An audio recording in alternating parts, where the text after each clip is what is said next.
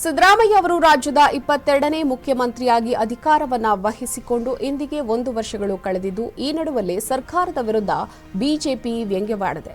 ಸಾಮಾಜಿಕ ಜಾಲತಾಣ ಎಕ್ಸ್ನಲ್ಲಿ ಪೋಸ್ಟ್ ಮಾಡಿರುವ ಬಿಜೆಪಿ ರಾಜ್ಯಾಧ್ಯಕ್ಷ ಬಿವೈ ವಿಜಯೇಂದ್ರ ಅವರು ಪೂರೈಸಿದ್ದು ವರುಷ ಮಾತ್ರ, ಸಾಧಿಸಿದ್ದು ಶೂನ್ಯ, ಖಜಾನೆ ಖಾಲಿ ಖಾಲಿ, ವಸೂಲಿ ಭಾರಿ ಭಾರಿ ಅಂತ ವ್ಯಂಗ್ಯವಾಡಿದ್ದಾರೆ.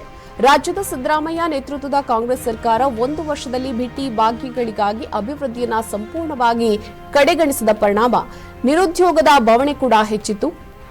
ಶಿಕ್ಷಣ ಕ್ಷೇತ್ರ ಎಡವಿ ಬಿದ್ದಿತ್ತು, ಉತ್ಪನ್ನ ಕ್ಷೇತ್ರ ಸೊರಗಿತು, ನಾರಿಕುಲ ರಕ್ಷಣೆ ಇಲ್ಲದೆ ನಲುಗಿತು, ದಲಿತ ಕಲ್ಯಾಣ ಕಾರ್ಯಗಳು ಕುಸಿಯಿತು, ಹಿಂದುಳಿದವರ ಅಭಿವೃದ್ಧಿ ಹೀಗೇನೆ ಹಿಂದುಳಿದಿದೆ, ಬೆಳೆ ಇಲ್ಲ ಒಣಗಿತು, ರೈತರ ಬಾಳು ಗೋಳಾಯಿತು ಅಂತ ಟೀಕೆಯನ್ನ ಮಾಡಿದ್ದಾರೆ. ರಾಜ್ಯ ಬಿಜೆಪಿ ನಾಯಕರು ಇಂದು ಸರ್ಕಾರದ ವಿರುದ್ಧ ಆರೋಪ ಪಟ್ಟಿ ಬಿಡುಗಡೆ ಮಾಡಲು ಸಿದ್ಧತೆಯನ್ನ ನಡೆಸಿದ್ದು ರಾಜ್ಯಾದ್ಯಂತ ಇಂದು ಪ್ರತಿಭಟನೆ ನಡೆಸಿ ರಾಜ್ಯಪಾಲರಿಗೆ ದೂರು ನೀಡಲು ಮುಂದಾಗಿದ್ದಾರೆ.